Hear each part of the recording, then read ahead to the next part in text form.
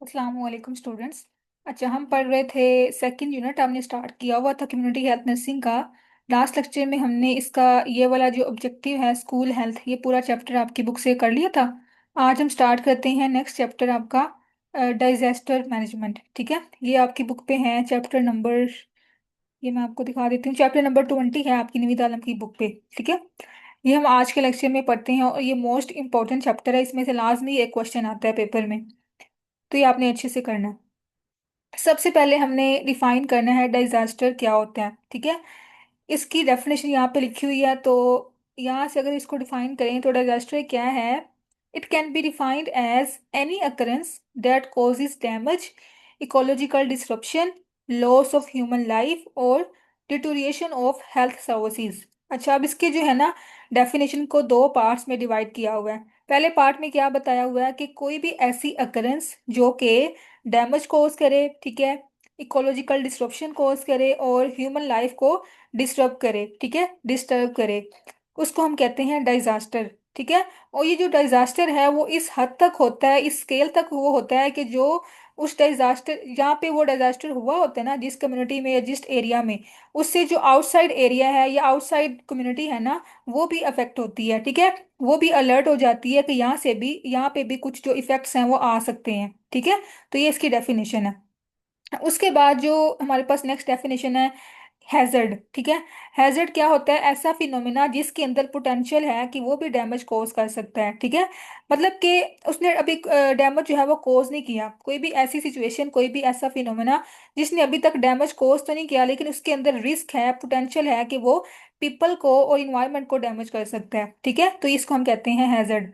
बाकी यहाँ पे इसकी जो है वो ग्राफिकल रिप्रेजेंटेशन बताई हुई है कि जब एक डिजास्टर होता है तो उससे कहाँ कहाँ तक जो है वो, किस लेवल तक जो है वो इफेक्ट आते हैं। जैसे अब यहाँ पे ये जो है प्रॉपर साइट है, बॉम्ब साइट है, यहाँ पे डिजास्टर हुआ है, तो अब यहाँ से लेकर कितना आगे फर्दर एरिया जो है इफेक्ट होता है। ठीक है, ये जस्ट आपने ऐसे रीड कर लेना। उसके बाद आगे हम देखें तो इसका मोस्ट इंपॉर्टेंट क्वेश्चन है डिजास्टर की टाइप्स। ठीक है, अब ये इसकी सोर्सेज की बेस पे है, टाइप्स कौन कौन सी हैं। सबसे पहले हमारे पास क्या है, मेट्रियोलॉजिकल डिजास्टर। ठीक है, इसमें क्या आते हैं, स्टॉर्म्स आ जाते हैं, जैसे कि साइक्लोन्स हैं, कोल्ड स्पेल्स हैं, हीट वेव्स आ जाती हैं, ड्राउट हैं और स्मोक वगैरह। ठीक है, तो ये सारी हमारे पास कौन सी आती है टाइप में, मेट्रियोलॉजिकल डिजास्टर में। उसके बाद जो है हमारे पास है टोपोलॉजिकल डिजास्टर, जिसमें फ्लड्स हैं और लैंडस्लाइड्स वगैरह आ जाते हैं। ठीक है, उसके बाद थर्ड टाइप हमारे पास है डिजास्टर की, वो है टेलोरिक एंड टेक्टोनिक डिजास्टर। ठीक है, इसमें क्या आते हैं, अर्थक्वेक्स हैं, वोल्केनिक इरप्शंस हैं। ठीक है, उसके बाद फोर्थ टाइप हमारे पास है एक्सीडेंट। इसमें कोई भी एक्सीडेंट हो सकता है, जैसे कि रोड साइड एक्सीडेंट होते हैं, व्हीकल क्रैशेस होते हैं। ठीक है, और उसके बाद एरोप्लेन वगैरह क्रैश हो जाते हैं, तो ये सारे इसमें आ जाते हैं। उसके बाद जो है हमारे पास एटॉमिक एक्सप्लोजन है। ठीक है, इसमें बॉम्बिंग वगैरह आ जाती है और ये हमारे पास जो है वो सडन इन ऑनसेट होते हैं और सीरियस इनके जो है वो थ्रेट्स होते हैं, पब्लिक के ऊपर सीरियस इफेक्ट्स आते हैं। ठीक है, एटॉमिक एक्सप्लोजन के, यहाँ से इसका एमसीक्यू आपने मार्क कर लेना है। उसके बाद जो लास्ट पे इसकी टाइप है वो है बायो टेररिज्म। ठीक है, इसमें कोई भी ऐसा बैक्टीरिया जो है वो स्प्रेड कर गया किसी कम्युनिटी में, किसी एरिया में। ठीक है, तो इससे भी डिजास्टर आ सकता है, जैसे कि यूएसए में एक दफा जो है वो एंथ्रोक्स है वो स्प्रेड हो गया था। ठीक है, उसके अलावा कोई भी डेंजरस वायरसेस हैं वो स्प्रेड हो सकते हैं किसी भी एरिया में। तो ये हमारे पास डिफरेंट टाइप्स थी उसकी सोर्सेज की बेस पे, ये आपने अच्छे से करनी है। ठीक है, इसका निमोनिक आपने याद करना है मिस्टर बाटा। ठीक है, MT बाटा, इस तरह आपको याद हो जाएगा। उसके बाद आगे हम देखें तो हमारा जो नेक्स्ट टॉपिक है वो क्या है कि हमने जब डिजास्टर को असेस करना हो कि वो किस हद तक जो है वो इसका, उसकी सिवियरिटी आई है, कितना उसका मैग्नीट्यूड है, तो हमने इन चार पॉइंट्स को देखना है। ठीक है, हमने देखना कि जो डैमेज है वो कितना हुआ है। ठीक है, ह्यूमन लाइफ को और एनिमल लाइफ को कितना डैमेज हुआ है। उसके बाद जो नॉर्मल एक्टिविटीज हैं वो किस हद तक डिसरप्ट हुई हैं। ठीक है, और कितनी स्प्रेड हुई हैं communicable diseases, non communicable diseases. ठीक है, उसके अलावा हमने देखना है कि जो हमारी कम्युनिटी की सर्विसेज हैं, जैसे कि इलेक्ट्रिसिटी है, गैस, वाटर सप्लाई, इन सब की डिस्ट्रप्शन कितनी हुई है। उसके अलावा हमने जो पब्लिक प्रॉपर्टी है उसको कितना डैमेज हुआ है, तो हमने इसकी बेस पे जो है वो असेस करना है कि कितना डिजास्टर के इफेक्ट आए हैं, कितना उसका मैग्नीट्यूड है। ठीक है, उसके बाद अब डिजास्टर जब होता है तो उससे डिफरेंट जो है वो डिजीजेस होती हैं, डिफरेंट मॉर्बिडिटीज होती हैं। वो कौन कौन सी टाइप की होती हैं? सबसे पहले हमारे पास क्या है? इंजरीज। इंजरीज में क्या है कि फिजिकल जो है वो कोई ट्रॉमा हुआ है, फिजिकल इंजरी हुई है पेशेंट्स को, पर्सन्स को वहाँ पे। उसके अलावा इमोशनल स्ट्रेस आ सकता है, ठीक है, साइकोलॉजिकल वो डिस्टर्ब हो जाते हैं। उसके बाद एपिडेमिक कोई डिजीज की आ गई है वहाँ पे, उस एरिया में, उस कम्युनिटी में, ठीक है। उसके अलावा यहाँ पे रिस्क होता है उस एरिया में इंडिजिनस डिजीजेस का, ठीक है। ये कौन सी डिजीज होती हैं जो कि किसी भी स्पेसिफिक एरिया में या किसी भी स्पेसिफिक कम्युनिटी में जो है वो ओरिजिनेट होती हैं, ठीक है। तो इनका रिस्क भी ज्यादा हो जाता है। उसके बाद आगे हम देखें तो हमारा जो नेक्स्ट टॉपिक इंपॉर्टेंट है, फेजेस ऑफ डिजास्टर मैनेजमेंट, ठीक है। ये हमारे पास 4 फेजेस हैं, इन सबको आगे हमने डिटेल में पढ़ना है। पहले क्या है? Disaster mitigation phase. उसके बाद डिजास्टर प्रिपेयर्डनेस फेज। फिर डिजास्टर रिस्पॉन्स, और लास्ट पे है रिकवरी फेज, ठीक है। इन सबको हमने आगे डिटेल में पढ़ना है। उसके बाद जो है ना, पहले हम देखते हैं स्टेप्स कौन कौन से होते हैं डिजास्टर मैनेजमेंट में, ठीक है। अब जो स्टेप्स हैं वो इसकी 3 कैटेगरीज हैं, प्री डिजास्टर मैनेजमेंट, उसके बाद ड्यूरिंग डिजास्टर है, और पोस्ट डिजास्टर है, ठीक है। इन तीनों को हम देखते हैं वन बाय वन। सबसे पहले क्या है? प्री डिजास्टर मैनेजमेंट, ठीक है। मतलब कि अभी डिजास्टर हुआ नहीं है, हमने डिजास्टर से पहले जो प्लानिंग करनी है, जो मैनेजमेंट करनी है, उसके क्या क्या स्टेप्स होते हैं।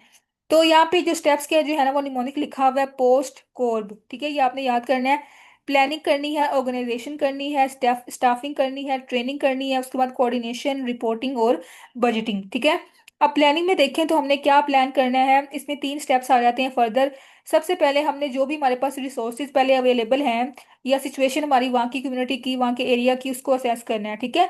कितने रिसोर्सेज हैं, क्या सिचुएशन है वहाँ की। उसके बाद अपने ऑब्जेक्टिव्स, अपने गोल्स जो है वो डिफाइन कर लेने हैं हमने, ठीक है। और उसके बाद हमने पॉलिसी को डिसाइड करना है कि हमने ड्यूरिंग डिजास्टर कौन सी पॉलिसी को इंप्लीमेंट करना है, कौन से एक्शन लेने हैं, ठीक है। ये हमारे पास आ जाता है प्लानिंग के अंदर, ठीक है। उसके बाद अगर हम देखें तो इसमें जो है ना, हमने जो प्लानिंग करनी होती है उसमें हमने पर्सोनल की भी करनी होती है, मटेरियल की भी करनी होती है, और जो भी हमारी रिसोर्सेज है ना उन सबको प्लान करना होता है, ठीक है। पर्सोनल में क्या है कि जो स्टाफ या जो वहाँ पे हमने उनको हायर करना है, कि जिन्होंने हमें उनको केयर प्रोवाइड करनी होती है, पेशेंट्स को, पर्सनस को, ठीक है, उनको रेस्क्यू करना होता है, तो हमने उनकी जो है ना प्रॉपर हायरिंग करनी होती है, पर्सोनल को ट्रेन करना होता है, ठीक है। क्वांटिटी की बेसिस पे भी और क्वालिटी की बेसिस पे भी। उसके बाद मटेरियल, इसमें हमारे जो रिसोर्सेज हैं उसको हमने देखना कि कितने अवेलेबल हैं, कितने हमें रिक्वायर हैं, ठीक है। तो हमने उसकी बेसिस पे फंडिंग वगैरह लेनी होती है गवर्नमेंट से, ठीक है। उसके बाद हमारे पास क्या इन्फॉर्मेशन ऑन प्रीवियस डिजास्टर, कि अगर उस एरिया में या उस कम्युनिटी में पहले कोई डिजास्टर आया तो हमने उसकी प्रॉपर इन्फॉर्मेशन ले लेनी है, कि कितने डैमेज हुए थे, कितना जो है ना नुकसान हुआ था, ठीक है, कितने डेड हुए थे पेशेंट्स, पर्सन। तो ये सारा हमने डाटा वगैरह ले लेना है, ठीक है। उसके बाद जो हमने प्लानिंग करनी है वो हमने एक्यूरेट करनी है, गुड करनी है, ठीक है, ताकि हम मैक्सिमम लोगों को जो है ना रेस्क्यू कर सके और उनको जो है ना सेव कर सकें, ठीक है। उसके बाद जो हमारे पास सेकंड स्टेप है वो है ऑर्गेनाइजेशन, ठीक है। अब इसमें हमने क्या करना है, जो भी हमने प्लानिंग की होती है ना उसको हमने प्रॉपर ऑर्गेनाइज्ड फॉर्म में इंप्लीमेंट करना होता है। तो इसमें हमारे पास एक मॉडल आता है, जिसको हम कहते हैं मॉडिफाइड ऑर्गेनाइजेशनल मॉडल, ठीक है। इस मॉडल के अकॉर्डिंग क्या है कि हमने हर पर्सन को प्रॉपर जो है वो टास्क असाइन कर देने हैं, कि इस पर्सोनल ने ये टास्क परफॉर्म करना है, इसने ये टास्क परफॉर्म करना है, ठीक है। और हमने जो उनको टास्क देने हैं वो भी क्लियर होने चाहिए, ठीक है। उनकी जॉब डिस्क्रिप्शंस के अकॉर्डिंग हम उनको जो टास्क देने हैं वो क्लियर होने चाहिए, प्रॉपर कम्युनिकेशन होनी चाहिए उनके दरमियान में, आपस में भी, और हायर अथॉरिटीज के साथ भी उनकी प्रॉपर कम्युनिकेशन और कोऑर्डिनेशन होनी चाहिए, ठीक है। उसके बाद जो थर्ड हमारे पास स्टेप है इसमें वो है स्टाफिंग। स्टाफिंग में हमने क्या करना है कि जो मैंने आपको बताया कि हमने उनकी स्पेशलिटी की बेसिस पे जो है ना उनको टास्क देना है। जैसे अब यहाँ पे एग्जांपल दी हुई है कि एक पर्सन जो है, अगर वो फायरमैन है, ठीक है, तो हमने उसको क्या टास्क देना है कि उसने अगर डिजास्टर आ जाता है वहां पे तो उसने लोगों को वहां से इवैक्यूएट करना है, ठीक है, रेस्क्यू करना है, सेफ प्लेस पे लेके जाना है, ठीक है। और इस तरह अगर हमारे पास कोई एक पर्सन जो है वो ग्रेव यार्ड में वर्क करता है तो उसको उसका ज्यादा एक्सपीरियंस होगा, तो उसने जो डेड पेशेंट्स है उनको उसकी रिस्पॉन्सिबिलिटी दे देनी है, ठीक है। तो हमने उनकी स्पेशलिटी की बेसिस पे उनको काम जो है वो असाइन करना है, ठीक है।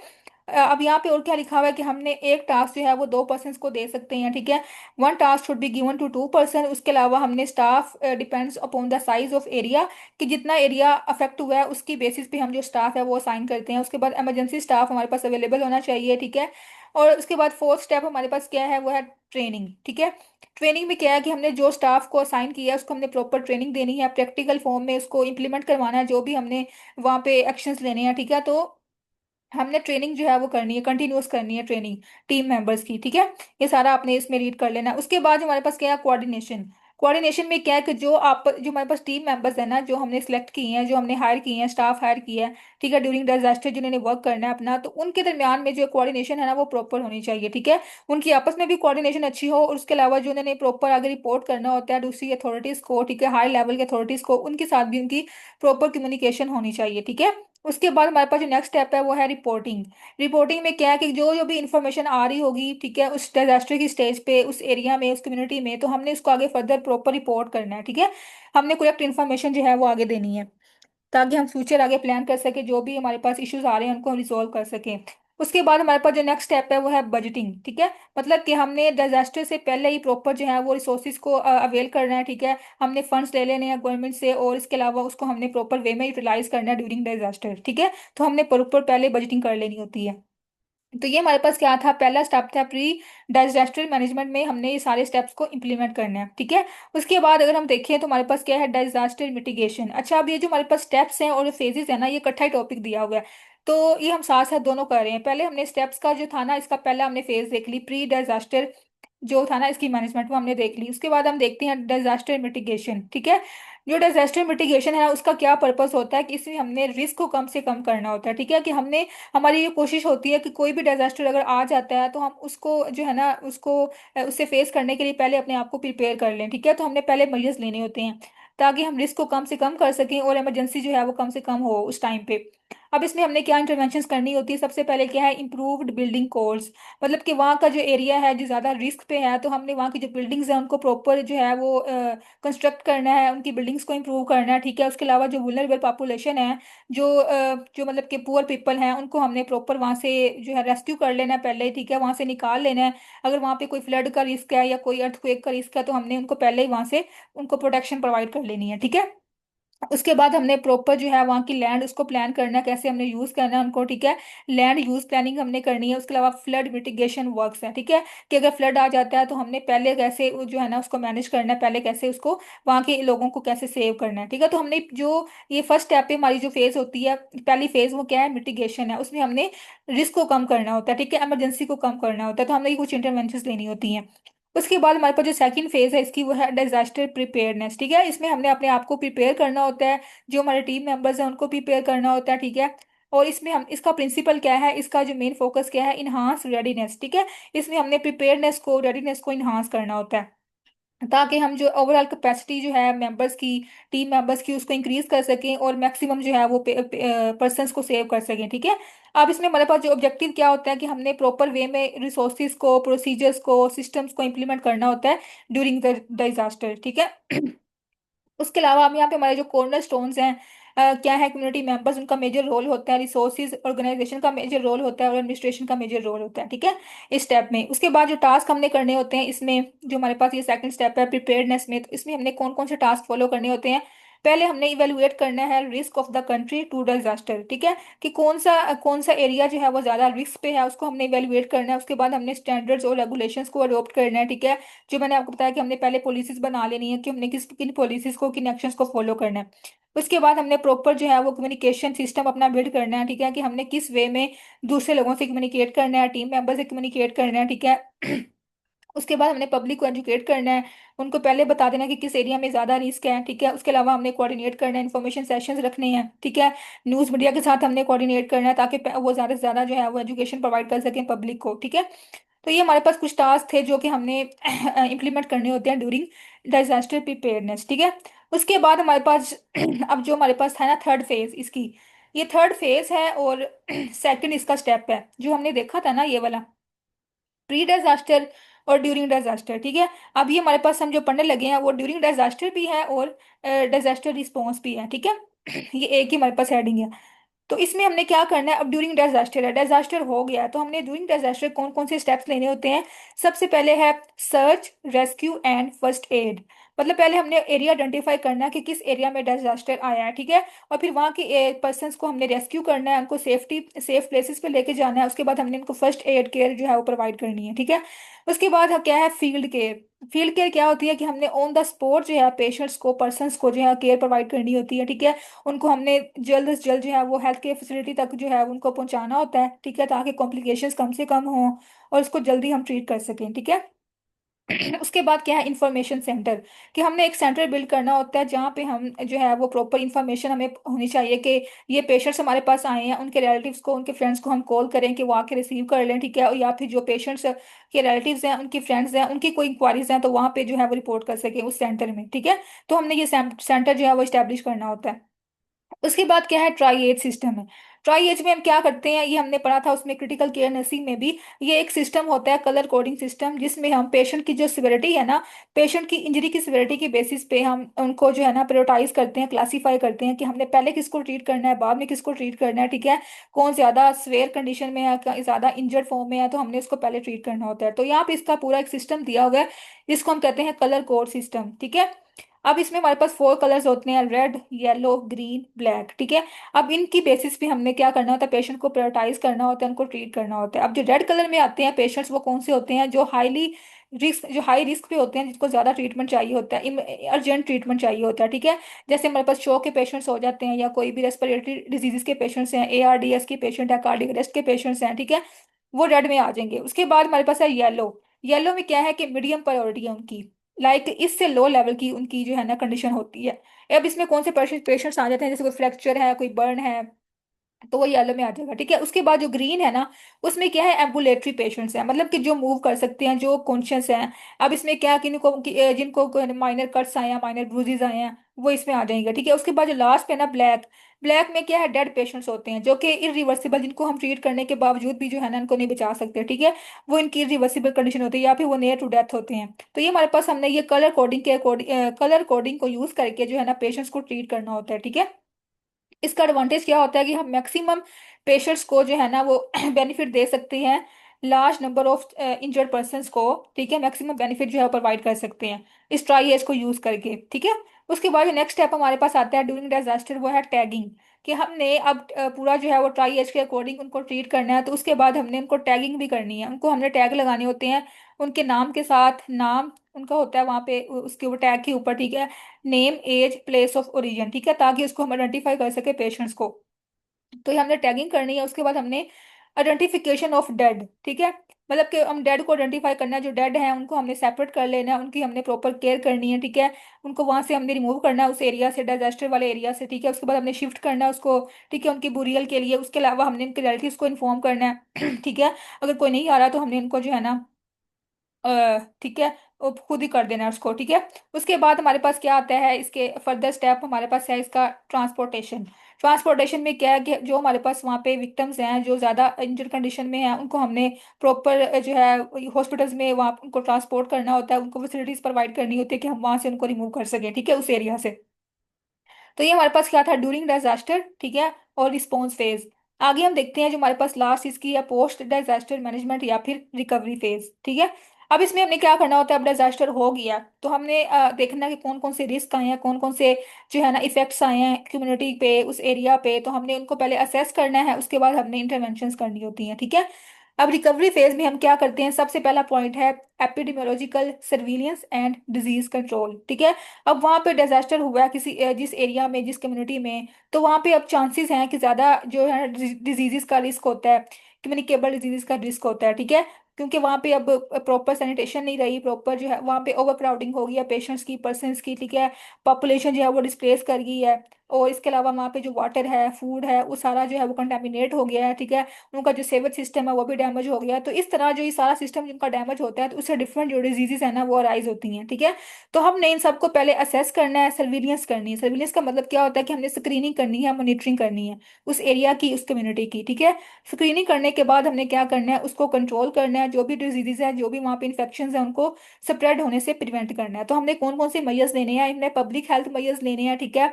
उसके अलावा हमने रिपोर्ट करना है सारे जो भी वहाँ पे आउटब्रेक्स हुए हैं, जो भी एपिडेमिक्स हुए हैं, ठीक है, उनको रिपोर्ट करना है, इन्वेस्टिगेशन करनी है, और हमने प्रॉपर सिस्टम जो है वो मेंटेन करना है ताकि वो आगे स्प्रेड ना हो, ठीक है।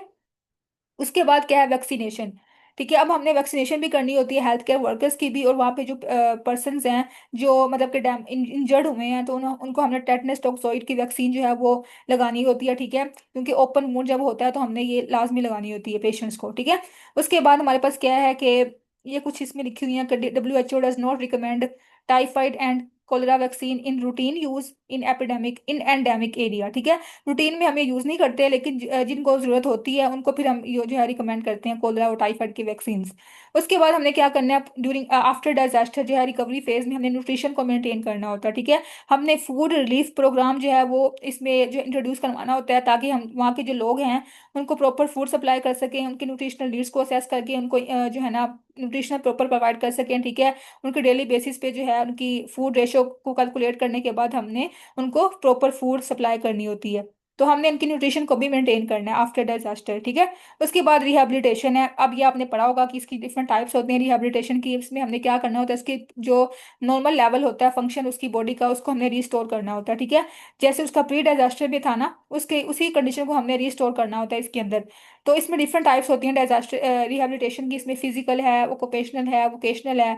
तो हमने हर बेसिस पे जो है ना उसको करना है। ठीक है, अब आगे हम देखें तो इसमें कुछ हमने इन्वायरमेंटल हेल्थ मेजर्स भी लेने होते हैं। ठीक है, क्योंकि हमने पढ़ा कि इसमें जो इन्वायरमेंट है ना वो अफेक्ट होता है, जो कम्युनिटी का एरिया है, जो वो साइट है वो सारी इफेक्ट होती है। तो हमने वहाँ पे कुछ मेजर्स लेने, जैसे कि हमारे पास वाटर सप्लाई है, अब वो सारी डैमेज हो जाती है। ठीक है, जो वाटर है वो कंटामिनेट हो जाता है, तो हमने उसको क्या करना है, क्लोरीनेशन करनी है वहाँ पे। ठीक है, वाटर की क्वालिटी को इंश्योर करने के लिए, उसको इंप्रूव करने के लिए हमने क्लोरीनेशन करनी है। आपको पता है जो क्लोरीनेशन है वो क्या करती है कि वो जो वाटर है उसको डिसइंफेक्ट कर देता है। ठीक है, वहां से जो माइक्रो ऑर्गेनिजम्स होते हैं उनको रिमूव कर देता है। तो हमने ये पूरा प्रोसीजर जो है इम्प्लीमेंट करना है इसके ऊपर। हमने वहाँ का जो लेवल है वाटर का, उसमें हमने क्लोरीन जो है वो ऐड करना होता है। ये अब लिखा हुआ है, इसका रेंज लिखी हुई है 0.7 मिलीग्राम पर लीटर। ठीक है, तो हमने सेफ वाटर सप्लाई के लिए हमने ये क्लोरीनेशन का प्रोसेस करना होता है। उसके बाद हमने क्या करना है, फूड सेफ्टी के लिए हमने प्रॉपर हाइजीन को मेंटेन करना है। ठीक है, ताकि हम फूड बोर्न डिजीज से प्रिवेंट कर सकें। उसके बाद हमने पर्सनल हाइजीन को प्रमोट करना है। ठीक है, proper washing, cleaning and bathing facilities provide करनी है। उसके बाद वेक्टर कंट्रोल करना है। तो मतलब जैसे कि हमारे पास कुछ डिजीज होती हैं, जैसे कि टाइफाइड है, मलेरिया है, डेंगू है, ये सारी हमारे पास क्या है, वेक्टर बोर्न डिजीज होती हैं। ठीक है, तो हमने इनको भी कंट्रोल करना है, इसके लिए भी हमने मेजर्स लेने हैं। और लास्ट पे क्या है, साइकोलॉजिकल ट्रीटमेंट है। मतलब कि हमने अब जो पेशेंट्स हैं, जो चिल्ड्रन है वहाँ के, उनको एक स्ट्रेस होता है, एक इमोशनल जो है ना वो डैमेज उनका हो जाता है, तो हमने उनको उनकी काउंसलिंग करनी है, उनको साइकोलॉजिकल सपोर्ट प्रोवाइड करनी है। ठीक है, तो ये हमारे पास इसके स्टेप्स भी थे और फेजेस भी थी। ठीक है, ये आपने इनको अलग अलग जो है वो कर लेना है। आगे हम देखें तो हमारे पास नेक्स्ट टॉपिक है इसका, वो है organisational model for disaster management. ठीक है, अभी हमारे पास दो लेवल्स यहाँ पे आते हैं कि हमने इस मॉडल के अकॉर्डिंग कैसे सपोर्ट प्रोवाइड करनी है पर्सन्स को, पेशेंट्स को, विक्टिम्स को। ठीक है, इसमें हमारे पास आती है नेशनल असिस्टेंस है, नेशनल सपोर्ट है और इंटरनेशनल सपोर्ट है। ठीक है, जो नेशनल लेवल पे हमने क्या करना होता है, हमने इसमें आगे फर्दर तीन कैटेगरीज हैं। पहली क्या है, प्रोटेक्शन ऑफ पर्सन। ठीक है, कि हमने जो डिजास्टर से पहले ही वहाँ पे जो पर्सन है ना उनको वार्न करना है, उनको अलर्ट करना है कि वहाँ से जो है वो मूव आउट कर लें। ठीक है, क्योंकि वहाँ पे रिस्क है डिजास्टर का। ठीक है, फ्लड का या अर्थक्वेक का, जो भी डिजास्टर है, तो हमने पहले उनको प्रोटेक्ट कर लेना है। उसके बाद प्रोविजन ऑफ कम्युनिटी सर्विसेज। ठीक है, कि अब डिजास्टर के दौरान हमने क्या करना है, कम्युनिटी सर्विसेज प्रोवाइड करनी है, क्योंकि आपको पता है कि पूरी कम्युनिटी का जो एरिया वो अफेक्ट होता है, तो हमने उनकी फूड, उनकी ट्रांसपोर्ट, ठीक है, उनकी वाटर सप्लाई सबको मेंटेन करना है, उनको हमने प्रॉपर सर्विसेज प्रोवाइड करनी है। ठीक है, उसके बाद यहाँ पे लिखा हुआ restoration of water supply, sewage, electricity, gas, इन सबको हमने रिस्टोर करना है। ठीक है, सॉरी। उसके बाद हमारे पास क्या इंटरनेशनल असिस्टेंस है। अब इसमें हमने क्या करना होता है कि हमने जो विक्टिम्स है ना, अभी इंटरनेशनल लेवल पे जो है वो सपोर्ट प्रोवाइड होती है विक्टिम्स को। ठीक है, इसमें वही बातें हैं, सारा कुछ जो हमने इसमें पढ़ा था वही, शेल्टर प्रोवाइड करनी है, फूड, क्लोथिंग, ठीक है, सर्विसेज प्रोवाइड करनी है उनको। उसके बाद जो कम्युनिटी सर्विसेज में क्या आता है, ट्रांसपोर्ट, कम्युनिकेशन, सप्लाईज, ये सारा कुछ हमने प्रोवाइड करना है। ठीक है, तो ये हमारे पास क्या एक मॉडल है, organisational model for disaster management. ठीक है, आगे हम देखें तो हमारे पास क्या है, सोशल रिएक्शंस फॉलोइंग आ डिजास्टर। मतलब एक डिजास्टर आ गया तो उसका जो सोसाइटी का क्या रिएक्शन होगा, सोशल रिएक्शन क्या होता है। ठीक है, अब आपको पता है कि जैसे कोई शोक, जैसे कोई डिजास्टर आता है तो उनके लिए एक शोक वाली कंडीशन होती है। ठीक है, वो पहले जो है ना वो शोक में चले जाते हैं कि हमारे साथ ये क्या हो रहा है, क्या हो गया। ठीक है, तो पहले उनको जो है स्ट्रेसफुल कंडीशन में वो चले जाते हैं। तो हमने क्या करना है, उनको प्रॉपर साइकोलॉजिकल सपोर्ट प्रोवाइड करनी है। ठीक है, और इसके अलावा आप यहाँ पे क्या लिखा हुआ है कि हमने एक प्रॉपर रिलीफ प्लान जो है वो इम्प्लीमेंट करना होता है। ठीक है, अब ये रिलीफ प्लान के अकॉर्डिंग हमने क्या करना है, कुछ इंटरवेंशंस करनी है, जैसे कि रेस्क्यू ऑफ विक्टिम्स हैं, जो कि वहाँ पे विक्टिम्स हैं उस एरिया में, उसको हमने रेस्क्यू करना है, उनको सेफ एरिया में ट्रांसफर करना है। ठीक है, उसके बाद हमारे पास क्या, हमने प्रॉपर मेडिकल केयर प्रोवाइड करनी है पेशेंट्स को, विक्टिम्स को। ठीक है, उसके बाद हमने जो भी डेंजर है ना, फिजिकल डेंजर, उसको इलिमिनेट करना है। अगर फायर है तो उसको हमने रिमूव करना है, ठीक है। उसके बाद गैस लीक्स हुई है तो उसको भी हमने प्रॉपर जो है इलिमिनेट करना है वहां से। उसके बाद हमने कुछ preventive measures, preventive care provide करनी है पेशेंट्स को, ठीक है। उसके बाद हमने सेफ वाटर की प्रोविजन करनी है, प्रॉपर फूड, क्लोथिंग, शेल्टर ये हमने प्रोवाइड करनी है। ये पूरा हमारे पास क्या है, रिलीफ प्लान है जो आफ्टर डिजास्टर हमने इंप्लीमेंट करना होता है, ठीक है। उसके बाद क्या है, ड्यूटीज ऑफ हेल्थ टीम। हमारे पास जो हेल्थ टीम होती है ड्यूरिंग डिजास्टर, वो उसमें कौन कौन से उसके मेंबर्स होते हैं, उसमें फिजिशियंस होते हैं, नर्सिस होती हैं, हेल्थ केयर पर्सोनल्स होते हैं, इन सबकी अपनी अपनी रिस्पॉन्सिबिलिटीज होती हैं, ठीक है। अब इसमें हमारे पास जो ड्यूटीज हैं उन्होंने जो ड्यूटीज होती हैं वो तो उन्होंने परफॉर्म करनी ही करनी होती हैं, ठीक है। अब इसमें हमारे पास कौन कौन सी ड्यूटीज आती हैं, फर्स्ट एड केयर आती है, ठीक है। उसके बाद इमरजेंसी केयर प्रोवाइड करनी होती है ड्यूरिंग डिजास्टर। उसके बाद एम्बुलेटरी केयर है, ठीक है। एम्बुलेटरी क्या होती है, जो कि हम आउट पेशेंट बेसिस पे जो है वो ट्रीटमेंट कर रहे होते हैं पर्सन का। उसके बाद पेशेंट रेफरल, अगर ज्यादा क्रिटिकल कंडीशन है तो हमें इसको रेफर कर देना होता है, ठीक है, दूसरी टर्शरी केयर हॉस्पिटल्स के में। उसके बाद supervision of burial of human and animals, ठीक है। अगर कोई डेड है तो उसको प्रॉपर हमने केयर प्रोवाइड करनी है। तो ये हमारे पास कुछ ड्यूटीज है हेल्थ टीम की, ठीक है। आगे हम देखें तो हमारे पास ये है सर्विलियंस साइकिल, जो कि हमने पढ़ा ना अभी, रिलीफ प्लान, ये सारे इसमें वही पॉइंट्स हैं, ये आपने वही यहाँ पे लिख देने हैं, ठीक है। रेस्क्यू करना है, उनको प्रॉपर केयर प्रोवाइड करनी है, safe water, flu, food, clothing, shelter provide करना है। उसके बाद जो डेड है उनको हमने प्रॉपर जो उनको बुरियल करनी है। उसके अलावा हमने प्रॉपर वैक्सीनेशन करनी है, कंट्रोल करना है डिजीजेस को। ये सारा कुछ वही हमने जो पढ़ा है अभी, ये सारा हमने पॉइंट्स उसको यहाँ पे लिख देने हैं, ठीक है। उसके बाद अगर हम देखें तो ये हमारे पास स्टेप्स जो हमने पढ़े, pre disaster, during disaster, after disaster, ये सारा इसको जो है वो समराइज किया हुआ है यहाँ पे, ठीक है। उसके बाद अब यहाँ पे क्या है, मैन मेड डिजास्टर, ठीक है। कुछ होते हैं नेचुरल डिजास्टर जो कि हमने पहले टेबल में पढ़े थे। उसके बाद अब यहाँ पे हमारे पास क्या है, मैन मेड है। अब मैन मेड जो है वो एक्सीडेंटल भी हो सकते हैं और इंटेंडेड भी हो सकते हैं, ठीक है।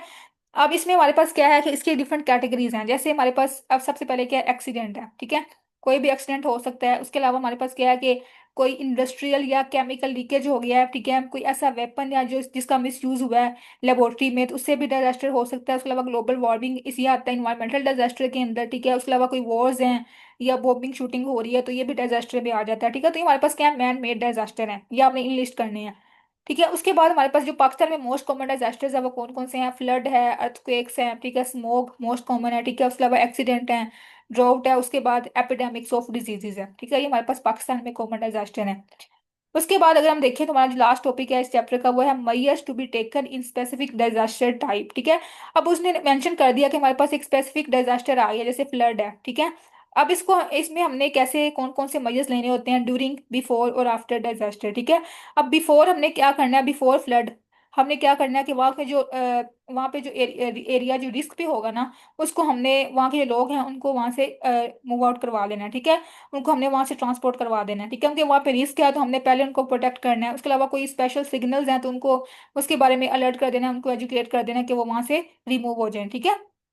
उसके बाद अब ड्यूरिंग फ्लड है तो हमने क्या करना है, कौन से मेजर्स लेने हैं, हमने टर्न ऑफ करना है इलेक्ट्रिसिटी को। उसके बाद हमने प्रोटेक्ट करना है पहले पीपल को, उसके बाद फिर उनके बिलोंगिंग्स को, ठीक है। उसके बाद हमने वाटर कंटेमिनेशन जो है उससे प्रिवेंट करना है तो हमने उससे भी अवेयर रहना है। उसके बाद हमने डेंजर जोन जो है उनको इवैक्यूएट कर देना है, ठीक है।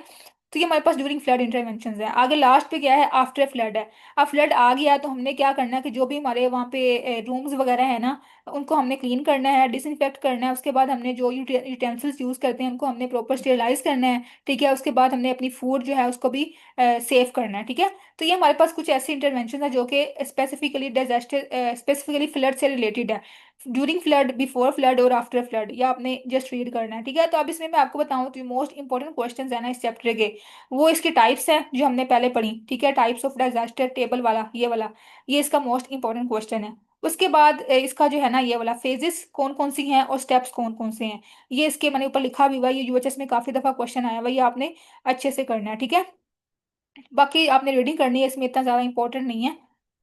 और ये वाला जो है ना मैन मेड डिजास्टर, ये भी आपने कर लेनी है, इसको भी ये भी लिस्टिंग के तौर पे आ सकता है क्वेश्चन पेपर में, ठीक है। तो आज ही चैप्टर हमने कंप्लीट कर लिया अपना कंटेंट के अकॉर्डिंग डिजास्टर मैनेजमेंट, ठीक है। ये इसको पूरा आपने रीड करना है अच्छे से। कोई भी आपका क्वेश्चन हो तो आपने मुझसे ग्रुप में पूछ लेना है, ठीक है। उसके अलावा अब नेक्स्ट लेक्चर में हम स्टार्ट करेंगे अपना अगला चैप्टर ऑक्यूपेशनल हेल्थ, ठीक है। ये भी हम कोशिश करेंगे कि एक ही लेक्चर में पूरा कवर हो जाए। फिर हमारा जो है वो मैक्सिमम जो हमने बुक से करना होगा वो तो हमारा हो जाएगा, बाकी हम फिर स्लाइड्स की तरफ आएंगे जो आपकी ये बुक पे नहीं दिए हुए टॉपिक्स, ठीक है, ये हम स्लाइड से करेंगे, ठीक है। तो ये सारा आपने अच्छे से रीड करना है, कोई भी आपका क्वेश्चन हो तो आपने मुझसे ग्रुप में पूछ लेना है। ओके, अल्लाह हाफिज।